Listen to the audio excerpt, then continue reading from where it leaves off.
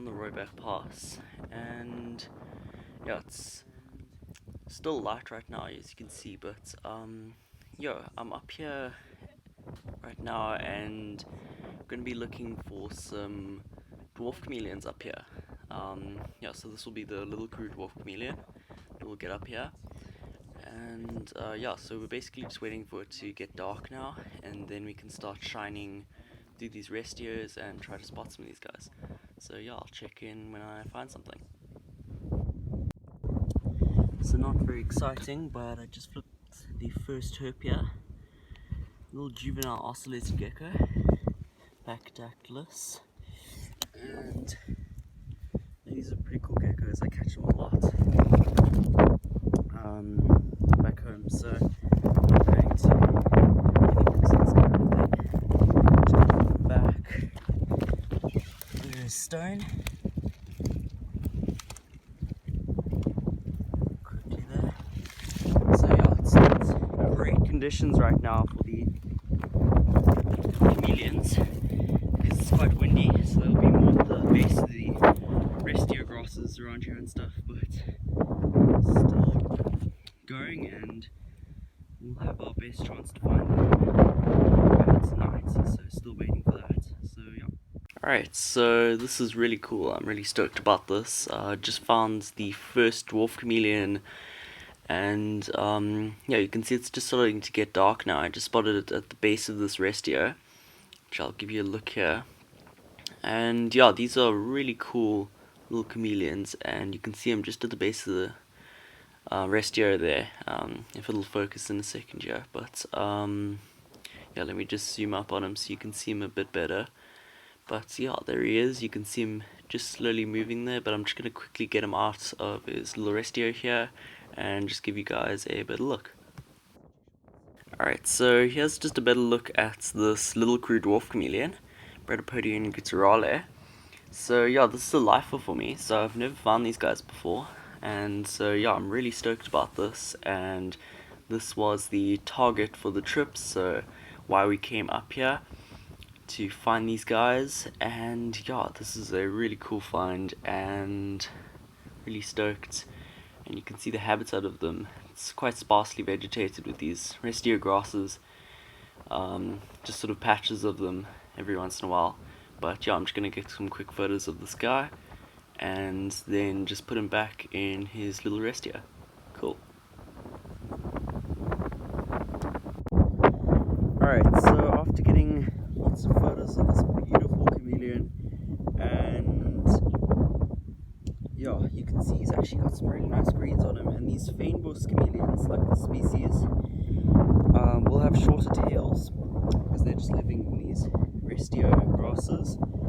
And yeah, it's actually drizzling right now, so really bad conditions to find these guys. And so yeah, I'm going to put this guy back in his restio in a second. So really cool reptiles, and super stoked to have got this guy already. Cool, and I'm going to look a bit more for some more, maybe even an adult. But yeah, I'm going to put this guy back into his restio.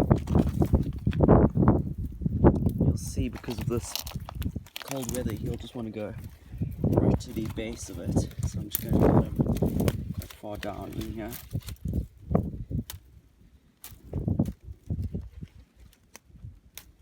They've got these really cool feet that enable them to grip onto the restio, and you can see how they would sort of shine, but they're really camo. You can see them right in the middle there, so that's really cool.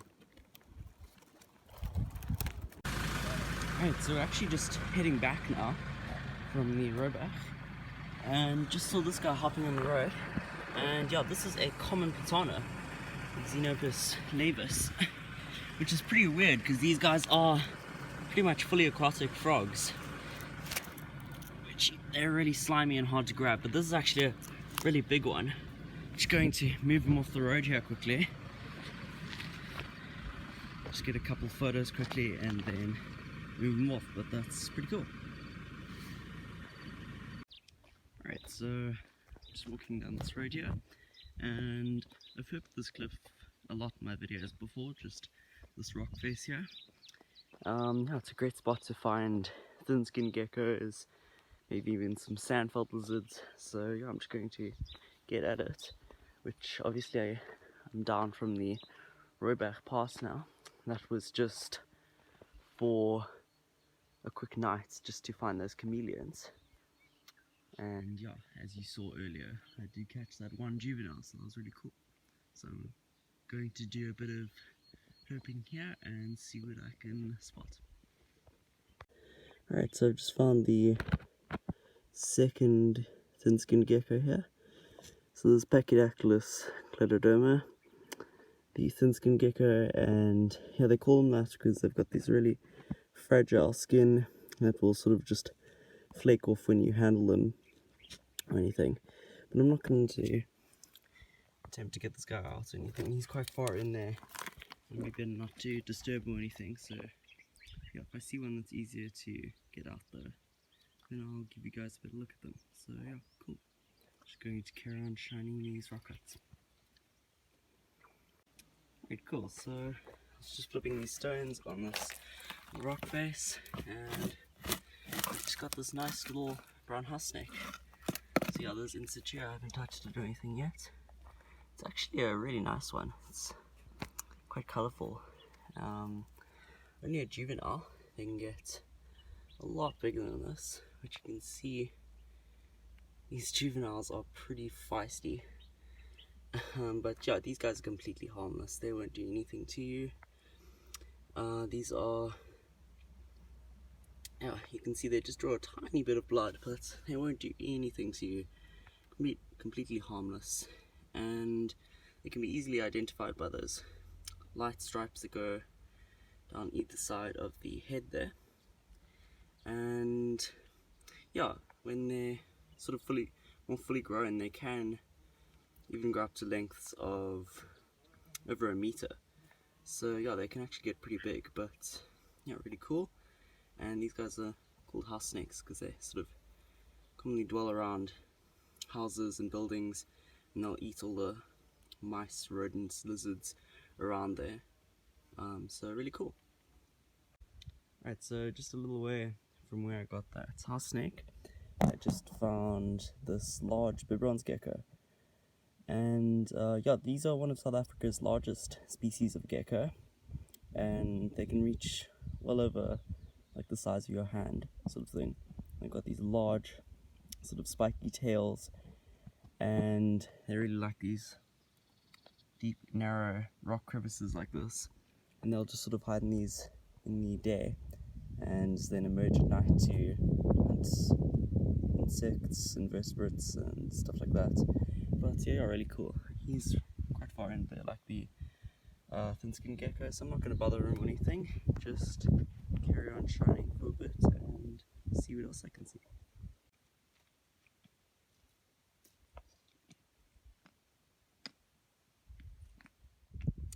Right, what's up guys? So just hiked up this little mountain from way down yonder, and just got this nice juvenile Cape girdled lizard, CORDYLUS. Yeah, these are really common species that you can find in these large rock crevices, and they really sort of wedge themselves in there, then use the spiky tail as kind of a block, so nothing can really get to them. So yeah, really cool lizards, and I'm going to get some quick pictures and then let him go back into his nice little rock crevices. Right, so while just scratching through a bit of these stones and stuff around here, this little rocky outcrop, it's got this little western rock skink. But yeah, these guys are really common, see them a bunch around here, so I'm not going to bother him or anything. Just leave him be in his little rock crevice. Okay, cool, so I just got this really tiny little HEWITT'S PYGMY gecko. These guys are really common in these rocky outcrops, where they'll just sort of, like the girdled lizards, sort of climb into these really tight rock crevices And you can actually see this guy has regrown his tail right there. It's pretty short. If it'll focus now, here we go. So you can see it's a bit shorter, and it's just sort of completely black. But yeah, you can see why they call these guys pygmy geckos, just really tiny geckos. And this is actually as big as they'll get, not a lot bigger than this, so really cool. And I'm actually going to put him back into his little rock crevice here. There he goes. Alright, so I'm out here the next day, and yeah, basically yesterday I didn't get much, just some common geckos and skinks and that little house snake as well. But yeah, today I'm going to be out here looking for some plated lizards, which are pretty uncommon, but looks like pretty decent weather, and I found some individuals quite close to this area, so yeah, I'm going to try my luck and see what I can get. Alright, cool, so I just flipped the first herp, which I actually just barely spotted it just before I put down the rock, and it is actually right there, which is really cool. So yeah, this is a little thread snake, so I'm just going to quickly get him out. There we go, so there he is. You can see these are really small species, and they are fossorial, meaning they burrow into the ground. Like you just saw, he was sort of in that leaflet over there under this rock. But yeah, I will need to take a closer look at him later in a second to get a positive ID, because the slender thread snake and the black thread snake, the two species that we will get here, are really hard to tell apart. But yeah, I got one of these a couple days ago as well, about the same size, so really cool. It will sort of emerge, or be more active at least, after little rains or just on overcast days and stuff like that. So yeah, cool little find. And I'm going to carry on looking for some of the targets. Cool.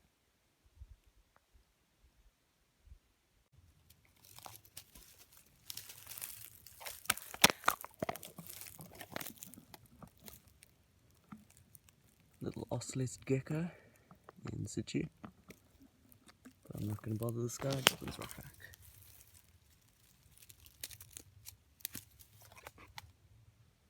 Alright, so I'm actually surprised I didn't flip one of these earlier, but here's a little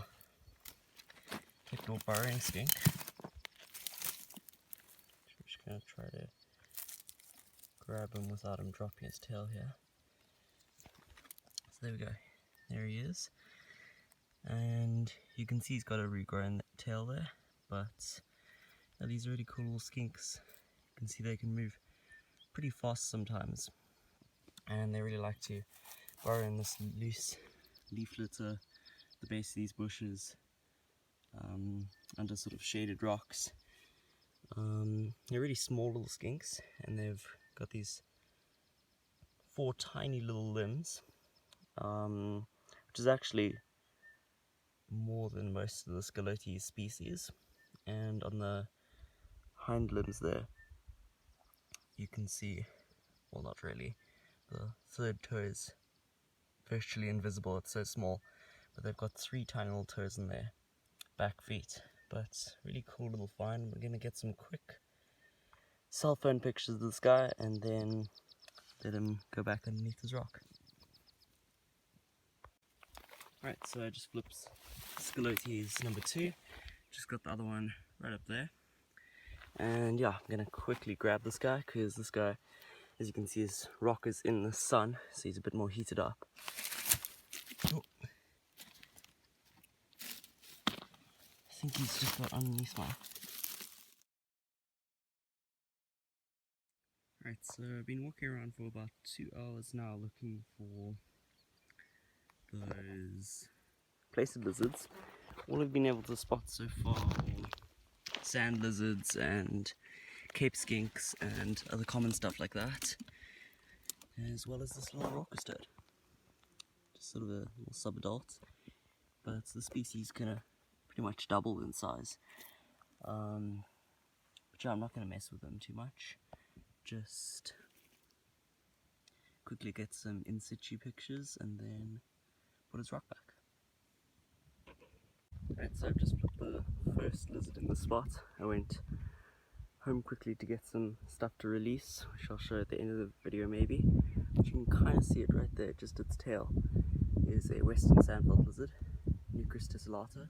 Not the NUCRAS I'm looking for, but still pretty cool, and they're much more colourful than the NUCRAS I'm looking for.